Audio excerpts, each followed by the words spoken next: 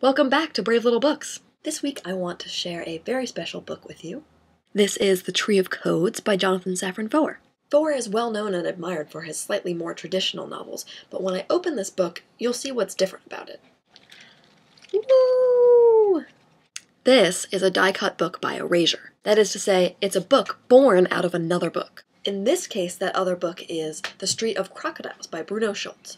So, in many ways, this is a book about contrasts, as the words and absence of words are made equally pronounced by the die-cut process. It's also about other contrasts, like shadows and light, mothers and fathers, children and adults, and life and death. The narrator also feels a deep ache of contrast between himself and others. The image of being alone in a crowded city recurs frequently here. But in a book full of contrast, the line between imagination and reality is a bit fuzzier than the rest. In his afterword, Foer notes that this ambiguity was present in the original, but it becomes more pronounced here as words and sentences emerge from the die-cut void.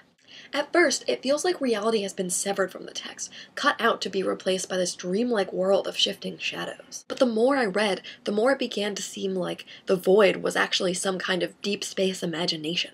And then out of this deep space, words would form and collect to create a narrative that had more of a semblance of reality. This is especially pronounced in the small bits of dialogue in the book. We wish, we want, we want, we want. We are not, he said, long-term beings. Not heroes of romances in many volumes. For one gesture, for one word alone we shall make the effort. We openly admit, our creations will be temporary. You can sort of see here how a lot of the original dialogue is missing.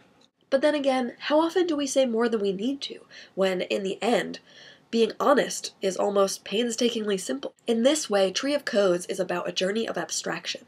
A journey from one text to another, from one word to another, and about the many paths we can take to get to one answer. Whatever it is you're looking for, the answer here seems to be in the looking. And here, the most profound journeys don't really lead anywhere. They simply lead back to yourself. And not only that, but the paths in here don't move in a straight line. As you read, words literally jump through the pages, so you can see past this moment to snippets of what's to come in the book. The idea here is about potential and possibility, about things we wish to say but never did, or about stories we're holding on to but haven't told yet. The last secret of the Tree of Codes is that nothing can ever reach a definite conclusion. Nowhere as much as there do we feel possibilities shaken by the nearness of realization. Okay, so I have to say one more thing about this book, and it comes with a disclaimer. I do not own an e-reader, but I am also not fundamentally opposed to the idea of e-reading.